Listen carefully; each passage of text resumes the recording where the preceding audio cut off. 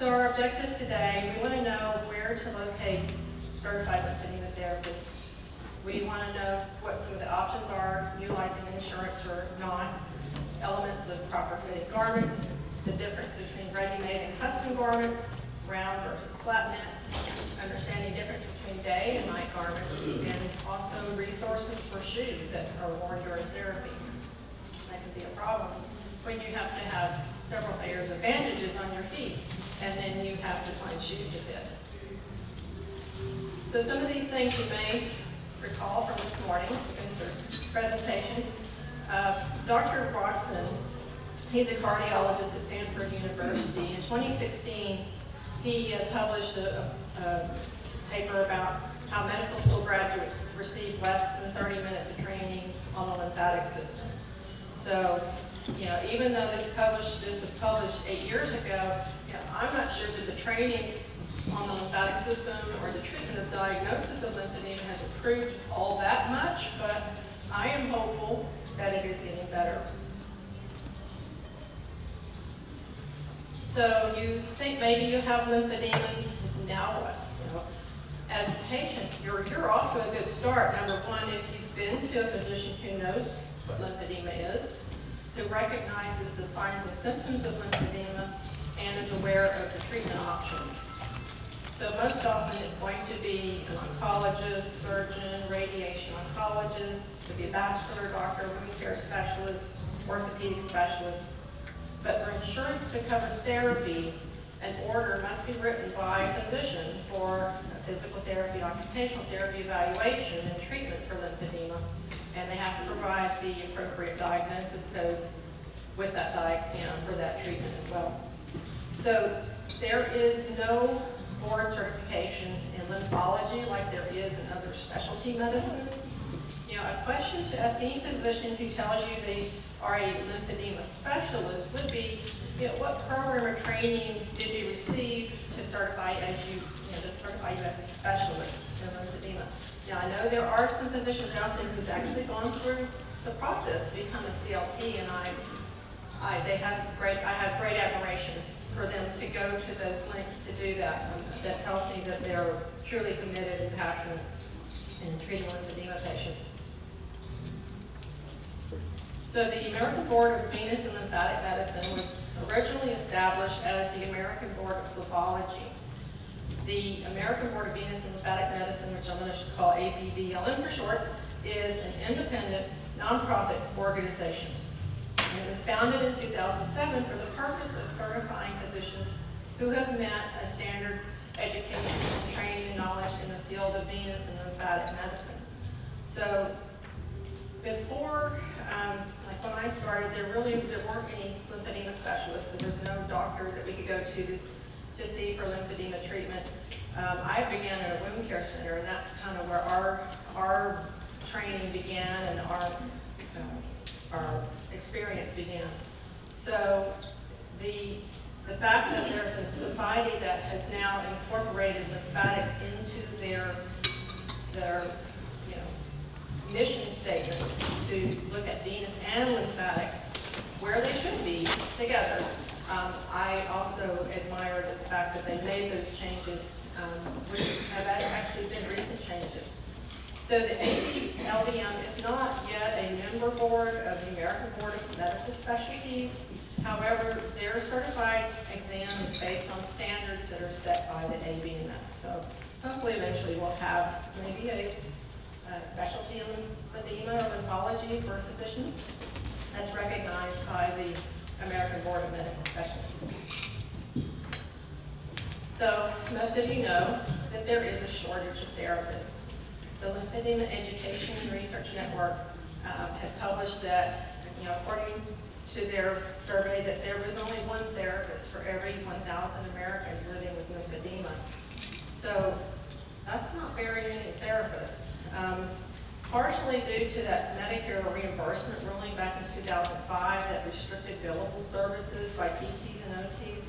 This eliminated all the nurses, the physicians, the massage therapists, the athletic trainers, and other certified people who, although they were adequately trained and certified in providing lymphedema, were not included into this, they weren't grandfathered in or included into this group being able to pay for the therapy services. So the certification for lymphedema it's not included in the typical curriculum for PTs and OTs and speech-language pathologists. It's above and beyond their scope of education. It's not included in their schooling. So it requires a commitment of time and effort and finances to get that lymphedema certification. As far as therapy locations, a lot of the clinics here in Houston are hospital-based outpatient clinics. There are some private therapist clinics. There are freestanding clinics that are not associated with the hospital system. There are some in-home therapy options. And insurance reimbursement is based on the codes that are used by PTs, OTs, and SPLs or SLPs. So those rates will vary according to the setting and who's doing the billing. But private commercial insurances are following Medicare guidelines.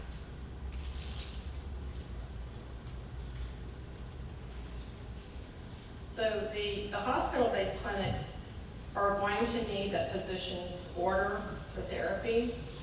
And the therapist, when you're seeing a therapist in a clinic setting, they're going to do, that first visit's going to be that initial evaluation, and then it's going to be talking about scheduling therapy visits and coming back in to do the therapy.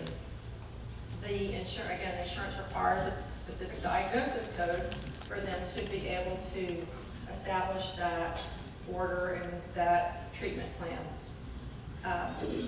The bane of most therapists that work in the hospital system are required to have productivity time, and this becomes very stressful for patients or for therapists because they're expected to see patients within a certain time frame and be able to provide adequate therapy and all of the important things that go along with lymphatic treatment, which is very detailed and very involved, and most clinic managers don't have a realization, or people higher up or the bean counters don't have an appreciation for how much time that is involved in what we do with our patients and how important that is for those patients.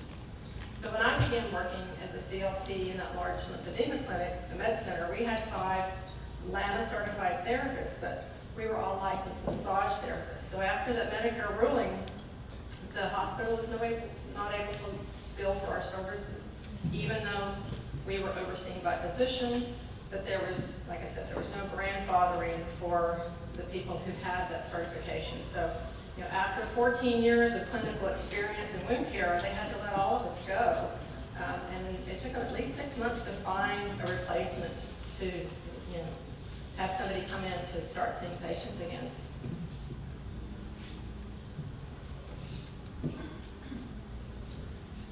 So again, Medicare, most insurances cover therapy when it's provided with an order and using proper coding. There's a commitment for patients to do therapy because it requires time, it requires a financial commitment for co-pays. Sometimes they have to pay for parking, there's transportation costs. So this is a time and a financial commitment for therapy or for patients. In private therapy though, those services may vary in cost or the price. And then in private therapy, therapists can be a little more flexible in their time and their scheduling. So if somebody has a teacher, for example, it's very difficult for teachers to get off from work. And so if you're able to offer them an evening time or a weekend time, that makes a world of difference to them. So who can be lymphedema certified? So this is just a list of what most of the training programs accept into their programs. The minimum amount of training they need to have, they require them to have at least a college level anatomy and physiology. And again, this can vary from state or country because there are other training programs outside of the U.S. And then what do we mean when we say certified? So to become a certified therapist, one needs to complete one of these training programs and complete decongestive therapy. And Gunther talked earlier about we do skincare, we do bandaging, we do compression, we do exercise. We have to learn this complete system of how to do this therapy for it to be considered gold standard. So like I said, training programs are worldwide, but the treatment was originally developed in Europe, and MLD was introduced to the U.S. by European trained therapists, which we heard from Gunther earlier, and he was one of those people. So we're very fortunate to have heard from him today. There is no overseeing or policing organization for certification of lymphedema treatment.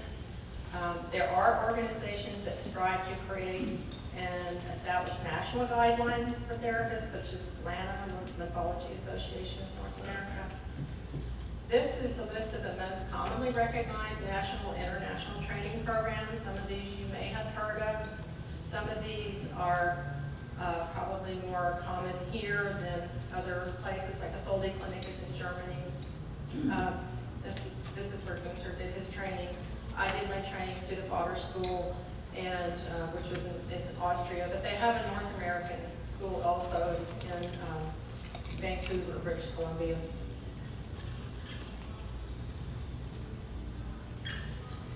So the academy is located in Florida. It's founded in 1994. They have a 135-hour training program. They also have on their website a list of therapists. So for a patient looking for a therapist, this is all of these training programs have a list of therapists. So you can find a therapist. Say if I have a patient, they're going to go stay in another part of the country for a while, and they want to continue to have therapy or see something to have therapy. I'll research the different directories to find somebody that's going to be in that area so they can reach out to them and see if they're available to continue either having therapy or continue their maintenance therapy while they're out of town. The academy also has blogs on lymphedema topics, so this is good for patients to go on and learn more on different topics. The Kathy Smith method was originally founded by the Drs. John and Jude Kathy Smith. This is originally an Australian treatment method. They also have international training, the 135-hour program. They have a listing of therapists on their website also. They also have a nice video of what Gunther was talking about earlier of the imaging, the indocyanine imaging of the lymphatics that they use to help guide their treatment, and they use in their research. Close training. I don't need to tell you who that program belongs to, but that's the training program that Gunther is overseeing, and that is 135 hours of training. Also, they have specialty classes. He mentioned a few of these. The exercise after breast cancer, which I have taken and I found very useful. What I found interesting, I had a patient come in that her goal was to get her strength back. She had breast cancer, and she wanted to get back in the gym. She wanted to start working out, but she just felt very weak and conditioned. And I took the exercise after breast cancer course, and immediately could start working with her, and was amazed at the difference it made in just within a week or two of treatment. I was amazed. I started doing them along with her. I said, yeah, we're gonna exercise together, because it made such a difference. They have classes in axillary web, head and neck, wound care, and more. They have a directory of therapists. They're located in Colorado, but they have classes throughout the states. They're having one coming up next year in Germany. It's already got a 15 deep waiting list of people. It's already 2 week different training classes, and we're going to have to talk, because we got a lot of people that want to go to this class, and 2 weeks they're already full, and people are waiting to get in. Everybody wants to go to Germany. The Norton School, this is a 135-hour training program. They also offer specialty certifications, head and neck. They have one in cosmetic surgery, which I did not know until I started looking through the website. Found that interesting. They have a therapist listing, and they're located in New Jersey, but they also offer classes throughout the states as well. And then the Baylor School. This is a 160-hour training program, and these are teaching the techniques that were developed by Dr. Emil Baylor. They have a school directory listing. However, their listing is only including therapists who have completed a recent review class within the past 2 years. So if you haven't gone back to do a review class, you're off the list. So, you know, there are still some good therapists out there that are Baylor trained, but if they're not on the list, don't think that they're, you know, not adequately trained. They just maybe haven't gone through a review class in the last 2 years. You know, when COVID hit, that kind of put the end to a lot of the classes everywhere, and everybody went to online. But it's my professional opinion that hands-on with a person live with you is the best training, and not on the computer. That's just my opinion. Their school is in Leipzig, Austria, and they have the one in Victoria Bridge School. So LANA, this is an organization that their objective and purpose is to promote the standards of certification of healthcare professionals who help individuals with lymphedema or related disorders, how to manage their lymphedema, and to promote lymphedema awareness and the science of lymphology. They're a nonprofit organization that comprised of healthcare professionals that are experienced in the management of lymphedema, so it's a good reference, it's a good website to go to for accurate information. They recognize the need for a national certification exam for therapists, and their test, their knowledge, the test knowledge considers, you know, they consider what is fundamental in the management of lymphedema. So the certification means that there is a certain level of commitment to the therapist in leadership, expertise. It indicates a high level of competency and dedication to advanced learning. It helps to demonstrate to employers and to patients and the medical providers that there is this higher level of expertise. It increases, and for therapists who are LANA certified, it increases your visibility and enhances your marketability and compensation. So I can't tell you how many people have found me through that directory. That's one of the ones that I've gotten the most people coming to me as far as online searches. So to me, it's worth it. Their requirements, they require a therapist to have completed 135 hours in a CDT course, a recognized CDT course, a minimum 12 college hour credits, and they must possess a license for U.S. or international, like a RN, OT, CODA, PT, PTA, doctor of osteopathic, chiropractic, massage therapist, or certified athletic trainers. So they offer the therapist directory. They have resource links. They do not endorse any particular training program. So if you go to a website that says it's endorsed by LANA, then that is not accurate, because LANA does not endorse. It will list them on the website and say that they've met the criteria for the training for therapists, but it's not an endorsement. So the National Lymphedema Network, this was an organization that was founded by Saskia Thiagens, and I don't even have the date on that. It's been over 25 years ago, I think. But they also have a designation called the NLA Expert Clinician. This is where a participant comes in and demonstrates a specific skill level in all of these different areas: pediatrics, wound care, head and neck, genital, compression garments, basic NLD techniques, breast oncology, fibrosis, and bandaging. So you can see that lymphedema management is not just reducing swelling. There's so many other things that are involved in the treatment of lymphedema, and all these things are important to know. They have a self-care resource for patients on their website, and they also have a therapist listing. So, if you are meeting with a therapist for the first time, you want to maybe get to know what's a little, what's some of their background. Are they LANA certified? Have they done the training hours that meets LANA certification standards or certification? What program were they trained through or certified through?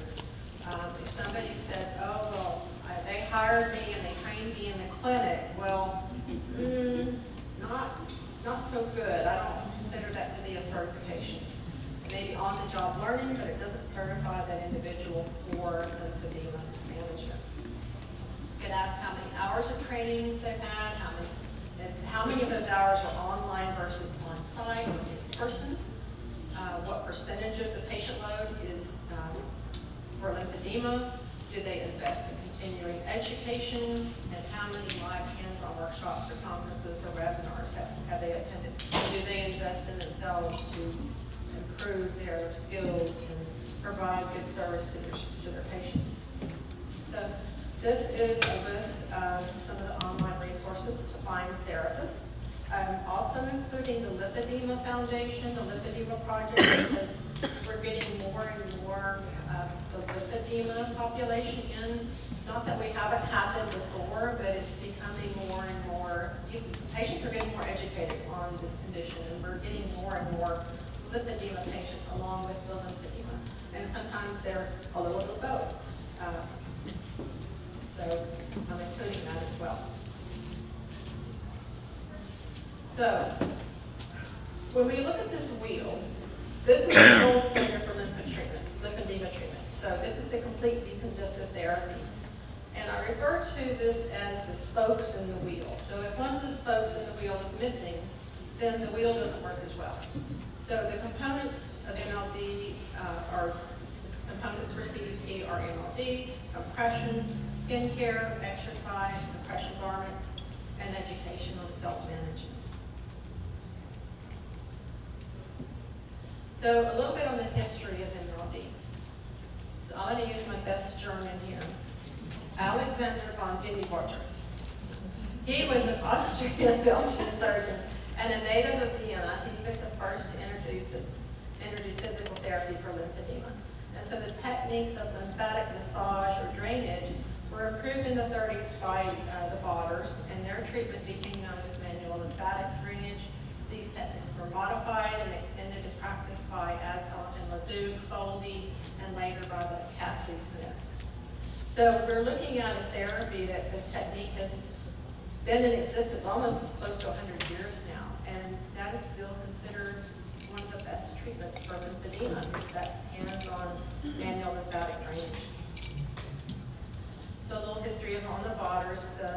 The Baylors, I would have loved to have lived this life working on the French Riviera treating patients. Wouldn't that be nice? They were treating patients with chronic colds, and they noticed they had swollen lymph nodes. And back then, that was considered taboo to actually work on swollen lymph nodes. So in 32, they began to study the lymph system. They developed these careful hand movements to cause lymph movement. And then in 36, they introduced their technique at Paris, France. And then they spent the rest of their lives demonstrating and teaching this method. And I apologize that I didn't include the Foleys on this, but you're more than welcome to this afternoon after I finish the call.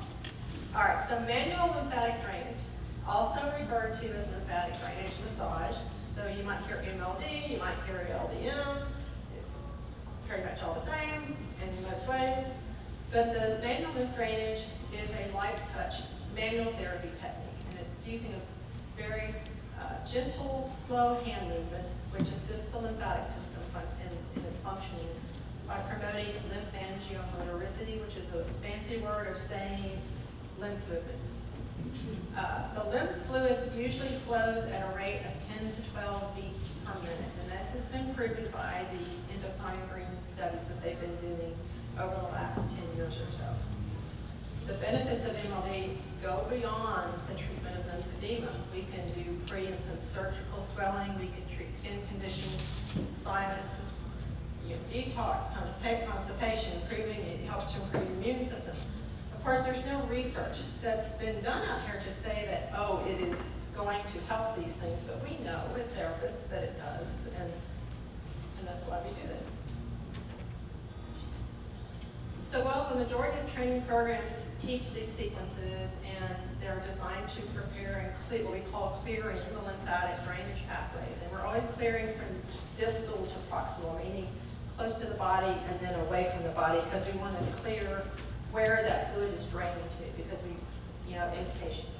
I'm sure everybody, I would hope everybody here knows that the lymphatic system drains back at the neck, and we always clear the neck first. So I'm getting echoes. Okay, all right.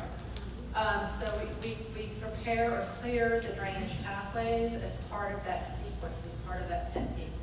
Patients should be taught itself MLD as part of their care. I've had people come in and they said, oh, they didn't even put their hands on me. I'm like, what did they do? Oh, they just taught me how to do it. And I'm like, well, did they not put their hands on you and show you? I'm like, oh, that doesn't sound right.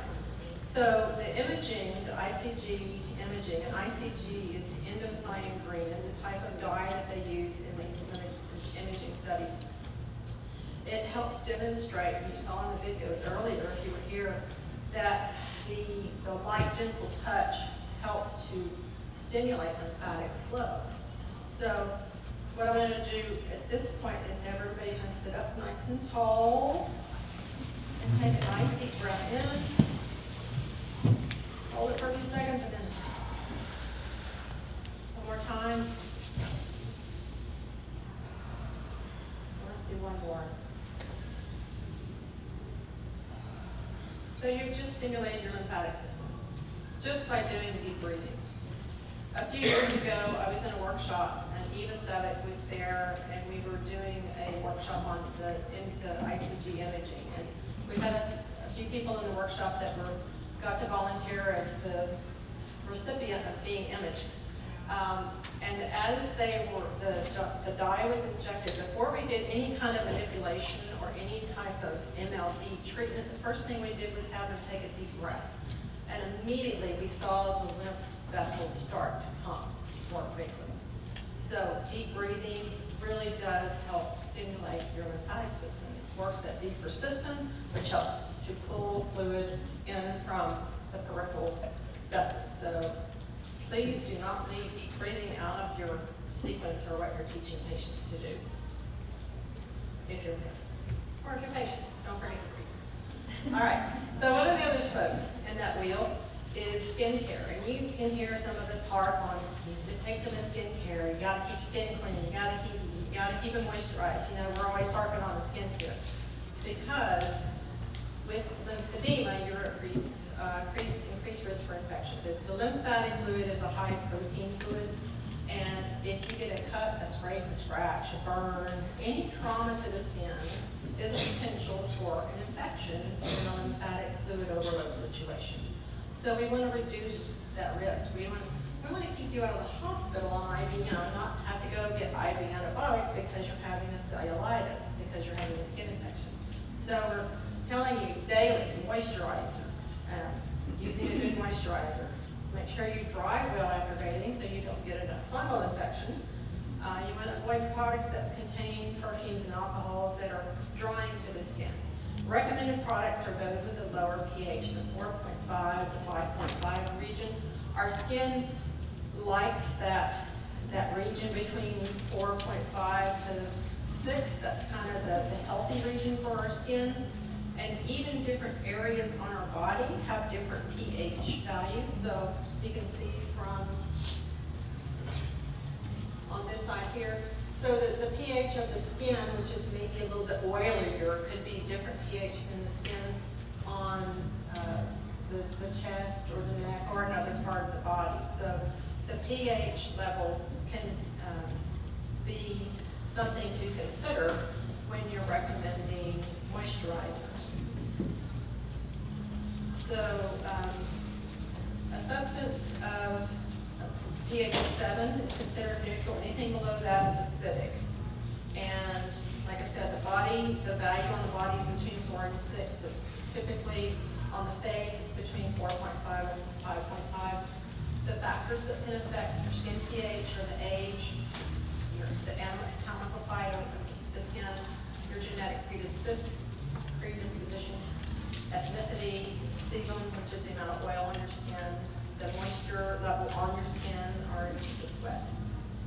External factors that can affect pH are detergents, cosmetics, soaps, topical antibacterials, or skin irritants. So everybody wants to know, what's the best moisturizer? Well, there's a lot of good moisturizers out there. Some of them are actually developed specifically for lymphedema, like lymphoderm. It's a nice lotion, it has essential oils in it, but some people don't like the smell of that, or some people may be sensitive to the essential oils in that product. Eucerin and Aquaphor are kind of always been our go-to for moisturizers because they have a good pH and they're not usually irritating to the skin. CeraVe and Cetaphil also make good moisturizers and good cleansers. Medi makes a cream that's for day and night. Juzo has a donning lotion called Alps. It's a silicone base, makes it easier to get stockings on. If someone has rough, dry, thick skin, a urea-based cream may be better to use for a time, or if they need some increased cell turnover to help eliminate dead skin, then a lactic acid formula may be better. And this is an area where you may want to consult with a dermatologist to see what is maybe the best product to use or what may be advised. So let's talk about the next little section of our wheel, is compression. This is the one thing as therapists I think we all struggle with the most, because when Gunther started, you had beige, beige, and beige. Well, when I started, there was beige and black, and we had a knee high, we had a thigh high, we had a pantyhose, and we had a sleeve, and a glove with on it. That was it. And then came the Velcro wrap. And we're like, whoa, the world changed. And then it just started, and we got to have more and more and more choices, and now it becomes hard to make a decision about what am I going to put this patient in at the end of therapy, because there's so many choices now. There's day garments, there's night garments, there's round neck, there's flat neck, there's Velcro, there's just so many choices, which is great. I'm glad we have choices. But the first thing, when I have somebody coming in, I'm doing an evaluation, the first thing I'm thinking about is, what is this patient going to wear when we're done? What can they get into?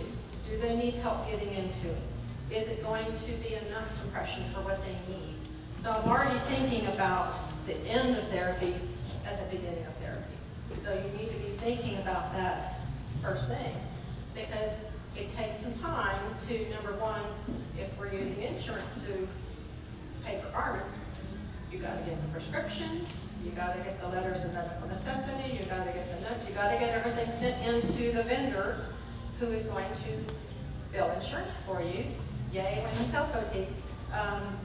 You've got to get all these pieces and parts together to begin that process, so that by the time they're ready to get what they need, hopefully all that's been done, everything is squared away, and all they have to do is go get measured, get the order in, and get transitioned to their self-management.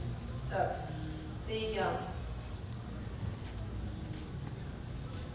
pressure that, here. So what is compression? This is the only technical slide I have in here. Compression is the amount of pressure applied by a garment or device in a resting position and is directly proportional to the circumference of the limb, so the size of the limb. The pressure is measured in millimeters of mercury, and if you've ever wondered what that means, it's the manometric measure, normally defined as extra pressure generated by a column of mercury, 1 millimeter high, and that's currently defined as exactly 133.322 pascals. None of us really care about that, but it's a little interesting to know how they came about with those measurements. A pascal is a unit of pressure or stress in the international system of units. So when when you're talking millimeters of mercury, that's what they're talking about, is that 1 millimeter high column of mercury. How somebody came up with that, I do not know. So why is compression important? So in 2018, Dr. Roxon had stated that out of all the components of treatment, compression was the most important single measure that cannot be replaced by any other modality. And then early in 2015, Watts stated that compression therapy is considered the gold standard for treatment for venous leg ulcers and lymphedema, and this is supported in the medical literature. So, what are our options? So when someone's coming in for what we call the active phase of treatment or the intensive phase of therapy, this is where you're coming in to get the maximal reduction that we can. We have options now that are, instead of bandage, bandage, bandage, we have other options. We have bandaging still, which is gold standard, but we also have some Velcro wrap alternatives that we can use in therapy. So while, the patients who can't commit to coming in 5 days a week and being wrapped every single day, we realize that this is not the ideal scenario for every person. And that's great if we can get that, but if we can't, then we have to take into account what fits into their lifestyle, their commitment level, their financial status, the transportation of getting back and forth to clinic and treatment. So we have to look at all these options when it comes to what we're using in treatment. So we have the short stretch wraps, which we all are familiar with. There are disposable compression wraps that are used in wound care settings that are the 2-layer wrap or 4-layer wrap. Those can be used, especially if you're in a situation when you're treating wounds. This is typically what we're going to be using in a patient who has wounds. There's the Velcro straps, and there is a new product called Fast and Go that offers a static stiffness index of 24.1 millimeters of mercury. That stiffness index is the difference between working pressure and resting pressure, which we're going to talk about now.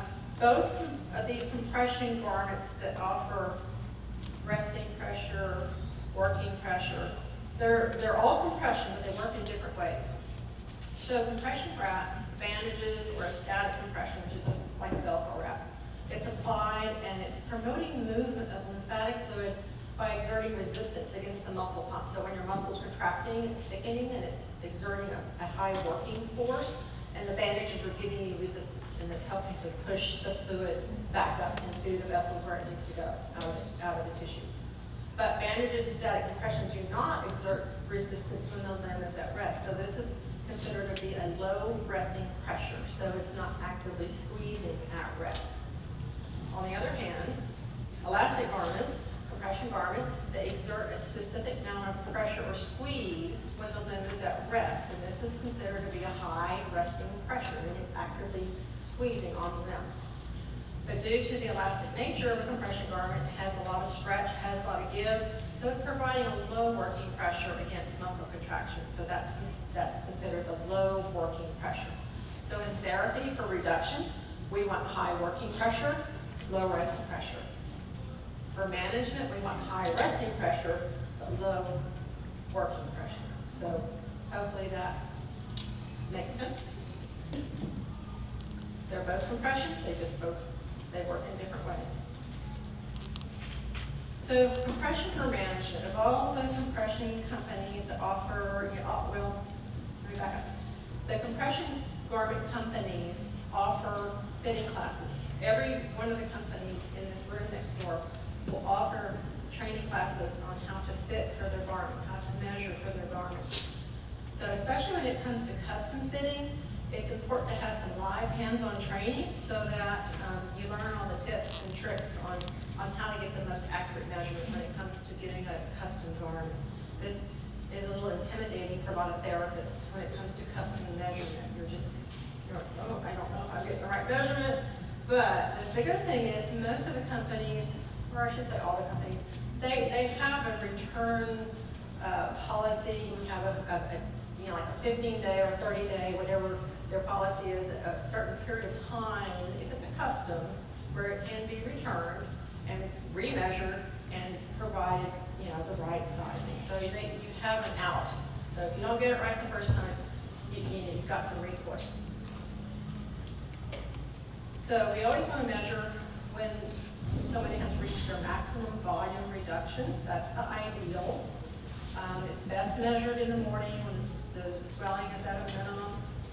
The insurance requires prescriptions, and the prescription now has to be very specific, and especially with Medicare, we have to tell them which body part it's for, how many they need, what's the compression. It's getting to be a little bit more detailed, but at the same time, yay for the LTA, the lymphedema treatment act, Medicare is now covering garments. If you've been under a rock, where I don't know, like you've heard that Medicare is paying for garments now, right? All right, and working with a certified fitter is always our best scenario, but some therapists have developed real expertise in their garment fitting. So be sure that you get to know your reps for the garment companies, because they can be your best friend when it comes to getting a patient into a garment.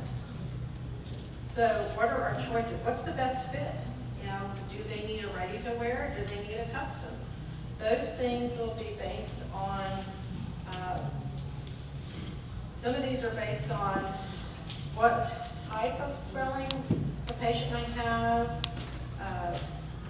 If it's a venous-related swelling, that type of swelling is usually very easily managed. It's very easily treated, but on the opposite end, it can refill very quickly. So you might need a little bit higher containment for someone with venous swelling.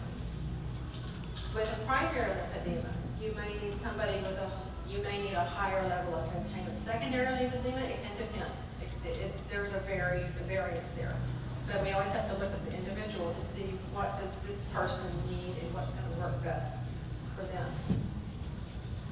So there is a difference between daytime and nighttime. This goes back to the working resting pressure. Daytime, you want to wear a garment that has a higher resting pressure, because when you're up and you're standing, you have more gravity that you're working against, so you need something a little bit more squeezed to get things back upstream. But when you're laying down at night, you don't want something squeezing on your leg or your arm or anything all night long, because that's, number one, not comfortable, and number two, can restrict your circulation, which is not a good thing. So, and then there's the option of, well, do they want to wear a garment? Do you want to wear a stocking? Do you want to wear a knee high, a thigh high, a pantyhose? Do you want to wear an arm sleeve that has, designs and patterns? And do you have hand swelling? Do you need a glove? Do you need a gauntlet? So these are all those choices that we have to go through and start checking off those boxes of what this particular person needs, what's going to be the best fit for that person. So individual conditions, like I said, will determine that choice of compression, whether your lymphedema is mild, moderate, or severe, if it's a lymphedema, if it's vascular, if there's ulcers present. So these will all make a determination of what type of compression you get. Yes, ma'am? How do you determine who would benefit from a nighttime garment? I can't hear. You're going to talk louder. How would you determine who would benefit from a nighttime garment, or do you usually start your clients with just day? I typically start with just daytime garments, but if I find that they're not getting resolution of their swelling overnight without using something, then, or if they have fibrosis. If they have fibrosis, you're going into night garment. I'm sorry. That's just, you need to have that to help promote the mobility and get things moving at night. Not that it's actively squeezing, but it does provide a micro massaging effect overnight when they're sleeping. So that's my determination of when somebody needs a night garment. But if they have total resolution in the morning, they look down, their feet are perfectly normal, their hands are perfectly normal, then let's not complicate things. Let's make it easy, make it simple. The more you pile on somebody in the beginning, the less likely they may be to want to do any of it. So I'm trying not to overwhelm people with, okay, you're going to have this and this and this and this, and you're going to use this 2 times a day, you're going to wear this all day, you're going to wear this at night. It's like, stop the meds. So you have to consider your patient. as well. So you want to find the knit that fits. So circular garments, or circular knit is woven on a round loom, and that's why it's called circular knit. They're referred to as OPS or OTC, which is off the shelf, over the counter, ready-made. These are the ones that come in standard sizes that you can go on Amazon and order all day long, which I don't recommend most people to do.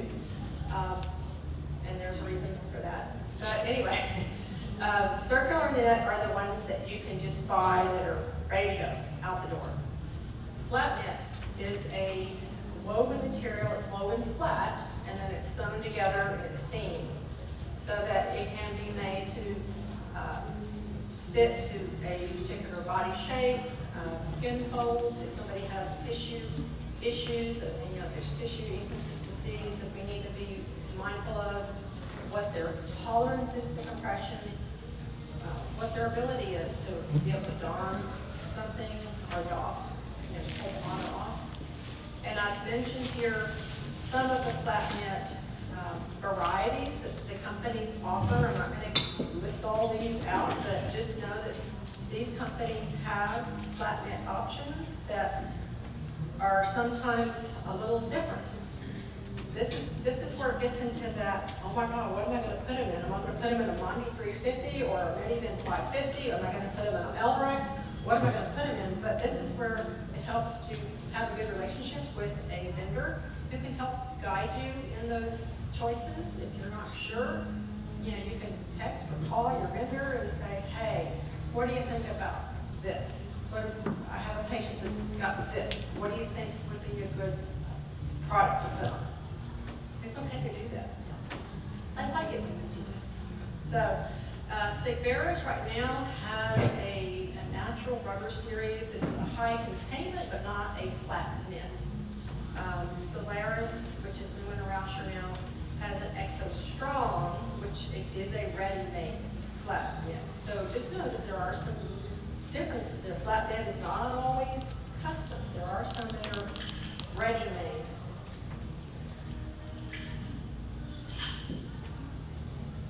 Okay, so again, we're back to round or flat. In one review of the literature, the authors reviewed the uses of round knit versus flat knit for maintenance. They concluded the choice of stockings should be based on the clinical findings and presentation of the leg or arm, and not exclusively from a diagnosis.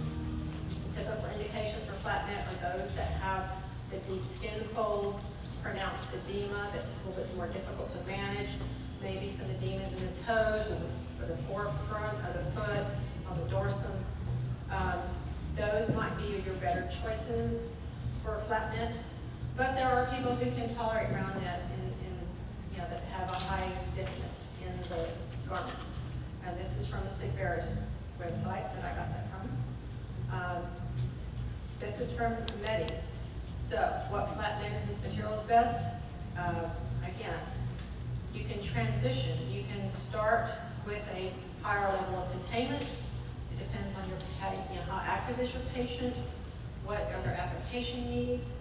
Things can change over time. Just because you put something in one thing at the end of therapy doesn't mean they're going to be stuck with that from now on. Things can change over time, and they may need to be reevaluated to see what is the best garment they need at this particular time. What's the best fit for them where they're at right now. So some of our challenges with compression. So it's like here we have a little bit too short. And we have some swollen toes. So this person probably needs a toe cap or possibly a closed-toed stocking. This person needed a lot of education on appropriate gradient compression. They came in with an open-toed mismatched open-toe compression with knee high with another type of elastic stockinette on top of it. I'm like, okay, we need to have a talk about appropriate compression and what you need to use, because this is not working for you.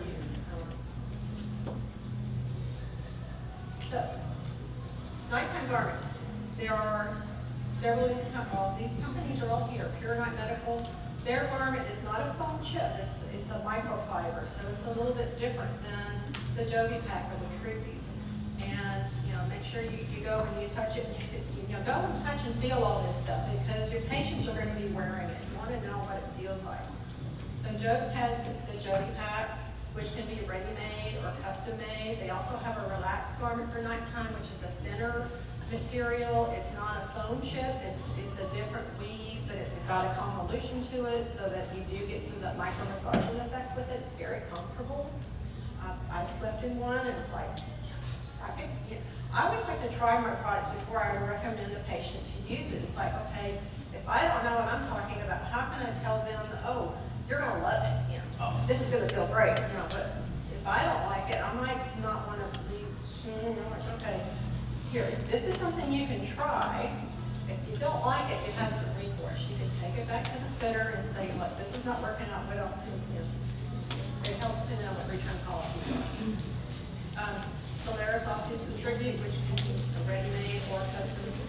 They have the wrap style, has the Velcro straps on it.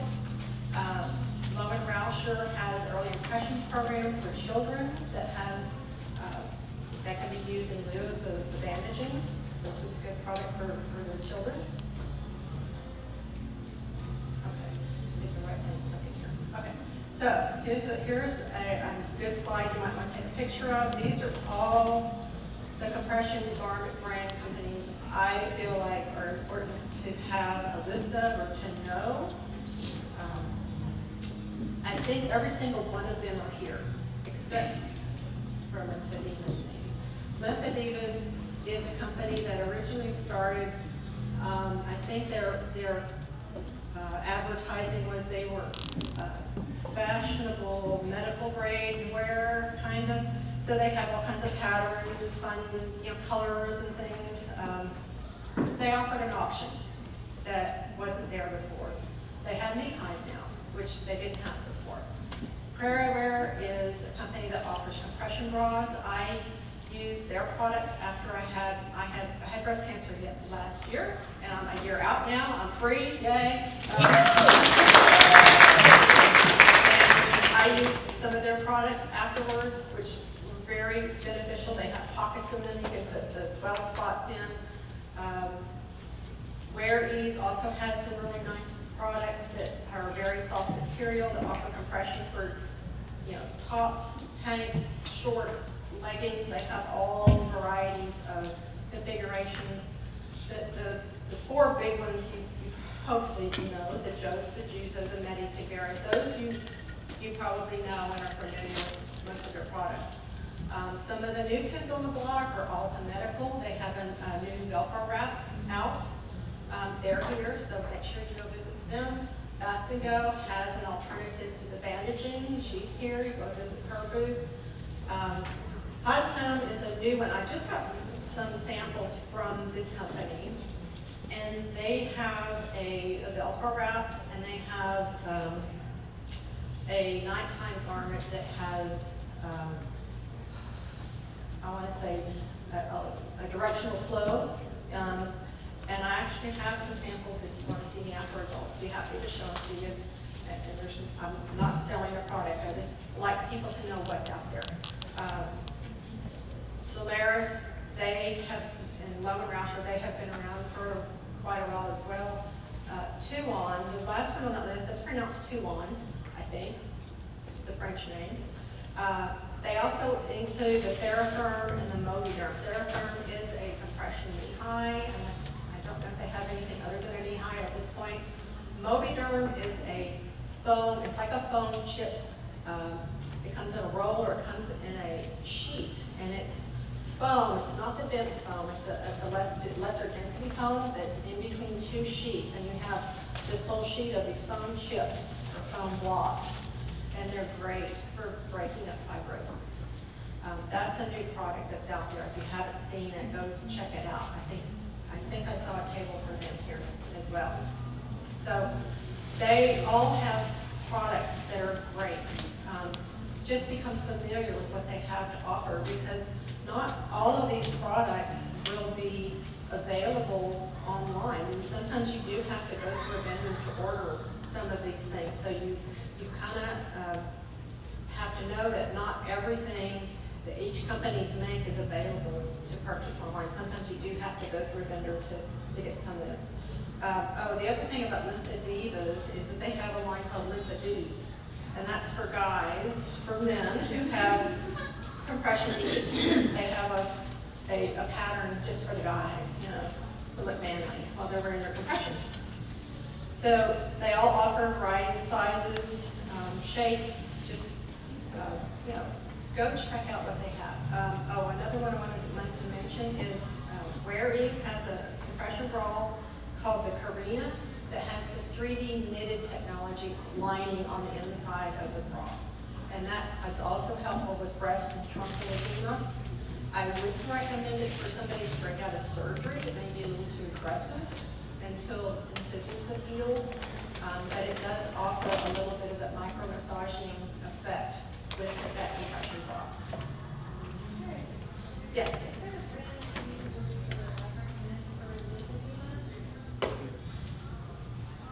There you go. Is there a brand that you recommend for lymphedema? Right there. You're right in your head. You knew where I was going with this. So, for lymphedema, the brands that are typically recommended are going to be Vitaflex, Solidea, CSWS, and Juzo now has a new product called Sensation, which is another type of 3D knitted product that comes in a bike short, a capri, a legging. I've had a lot of patients tell me they really like the feel of that one. So just, again, I have lymphedema also, so I try all these things out, and I know what I like or don't like, but I let patients tell me what their preferences is now. Solidea, are you talking about the activewear or just the regular compression? Because the activewear has a lower milligram of mercury, but because for lymphedema, it can be the lower compression, because a lot of lymphedema patients can't tolerate a higher compression. So it depends on what they're able to tolerate. but even for lymphedema, For lymphedema, if it's moderate or mild, I would say you have to try it. It may work for you, it may not work for someone else. So, these all come in several styles. Again, these right now, beige and black. Maybe they'll come in colors one of these days.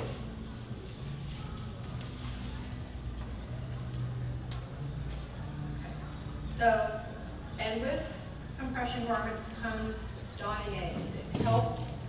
I can't live without my donning gloves. I use those every time I have to help somebody get compression on, because after having chemo, I've had the chemo, peripheral neuropathy, and my hands were just terribly weak. They're better now, but I had to use gloves because I didn't have the hand strength to even help somebody get their compression garments on. But I've had a lot of people get gloves, and they're like, oh my gosh, nobody told me about this. I'm like, well, why not?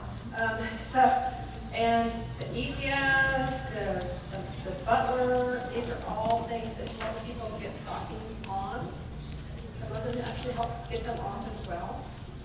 And all of these products, there are some of the lymphedema websites that sell these products that have videos on how to use them. There's a video on everything now.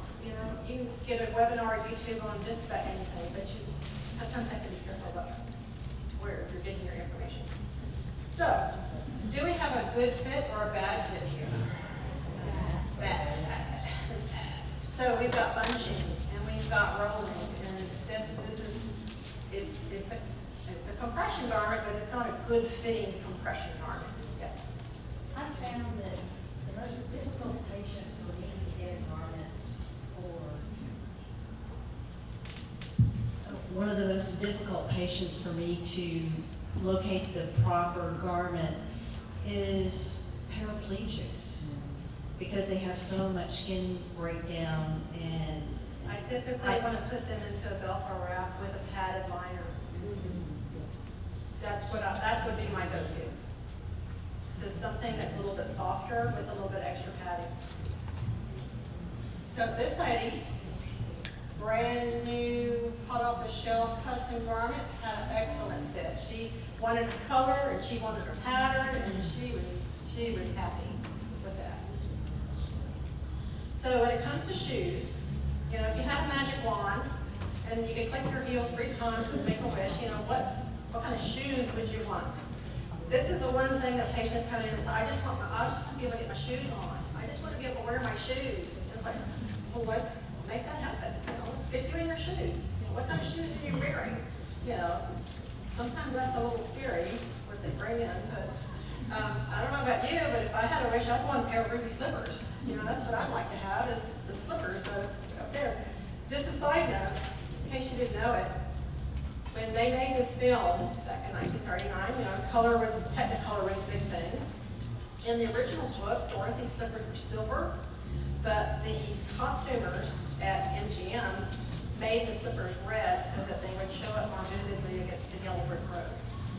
I'm sure you didn't know that. It's important fact to know. So shoe options.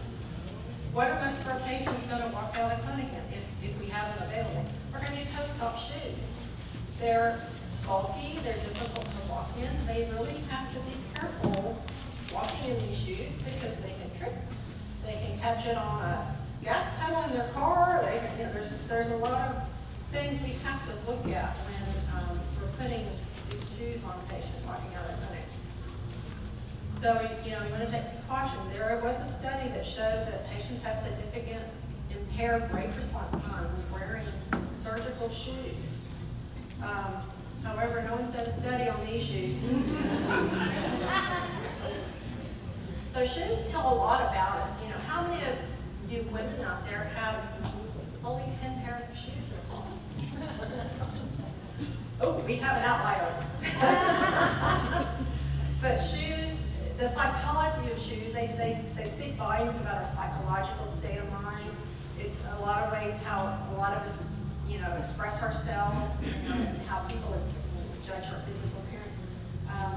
And like I said, a lot of the patient goals are just to wear normal fitting shoes. I just want to get my shoes on. So here's some creative footwear. I like duct tape can do wonderful things. You know? This lady came in with his sandals, and I thought, oh my gosh, she's got some directional flow shoes. You can see the little ridges. The little ridges on the inside of the shoe and the little ridges on her foot. The only problem is it didn't come down far enough to touch the toes to give her directional flow there. These are my lymphedema footwear Hall of Famers. You know, people that have come up with other ideas on how to make shoes or make shoes work. We've got bungee cords, we've got shoelaces, we've got some blingy stuff, we've got, this lady had these made at one of the shoe hospital places, custom made. I was like, you didn't have to go to that extent, but you know, that's whatever makes you happy. So did you know Nordstrom's has a shoe split size program? You can call their customer service care, you can order, of course you have to pay for 2 pairs of shoes in the beginning, but once you determine the sizes that you need, you can return the mismatched pair and the credits issued. So if somebody needs 2 sizes of shoes, Nordstrom's has that available. And here's some more resources for shoes.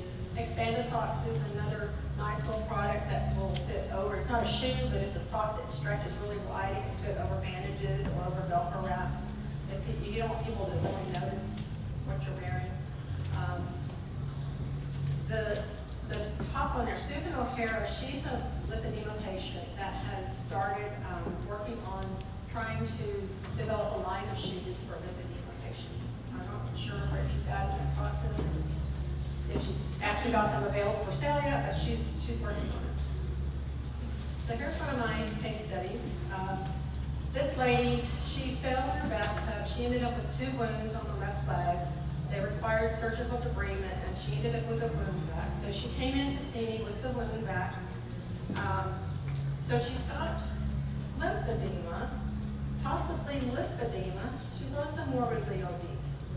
Not as mobile as I would like for her to be, but she wasn't using a walker or a cane. She was actually, you know, she walked in by herself. We did a leg wrap over, we accommodated her wound vac. So what we could do is we could turn the wound vac off, unplug it, make a little hole for the hose to go through the bandages, and apply a little foam pad there to help overcome where the decrease in pressure was. And then they did a regular short stretch bandage over that. We alternated the thigh using a 2-layer Coban wrap from time to time to get it to fit better, or to stay up better. So within 10 days, her right leg reduced over 6 liters, so that leg went down almost 2 liters. Then we transitioned from the bandaging to a Circade product, the reduction kit for the lower leg, the knee, and the thigh. We didn't do the foot all the time because she could wear a regular shoe. Again, lymphedema, probably. So her feet were pretty much spared. So she could wear regular shoes. So I let her wear her shoes as much as possible. And eventually got her into a custom flat knee high. This is where we talk about layering sometimes. If you can't get a garment that does all the things you want to do in one piece, you can layer. So she had a knee high with a capri. Well, that proved to be a little more difficult for her to get in and out of.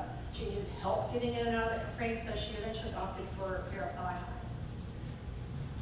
This gentleman is diabetic, morbidly obese, had venous insufficiency. He was referred to me by a vascular surgeon. His goal was to wear regular shoes. So he reduced quickly with a multi-layer short stretch wrap. We transitioned into a ferro wrap. He could wear his regular shoes. He went on Mounjaro, lost some more weight.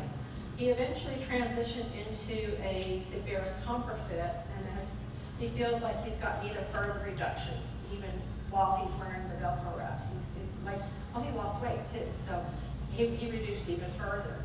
So now he's alternating using the wrap and using a 30-40 compression knee height. So this lady, morbidly obese, and probably a lymphedema situation, venous insufficiency, diabetes. On her initial evaluation, she had a wound and cellulitis. She was referred to me by a home health care nurse, and so I saw her in the home. We used multi-layer short stretch for the lower legs, and we used the Circade reduction kit for the full leg eventually, and she could fit into an over-the-counter knee high here. But we're still working on this. Because she's not very mobile. Her knees are in a lot of pain. She doesn't walk like she should, like I want her to. As much as I encourage her to get that walker and use that walker, again, sometimes this is a continuation of, all right, what's going to work for you? What are you happy with? Are you happy with where you're at? And if you're not, what do you need to change to get you where you might be? Yes? For this lady, do you wait until they're done with their antibiotics and then you immediately start back? I wait, she's asking if I waited until she was done with her antibiotics. I waited until the symptoms subsided. I didn't wait to start compression. You can start compression immediately, but I waited to start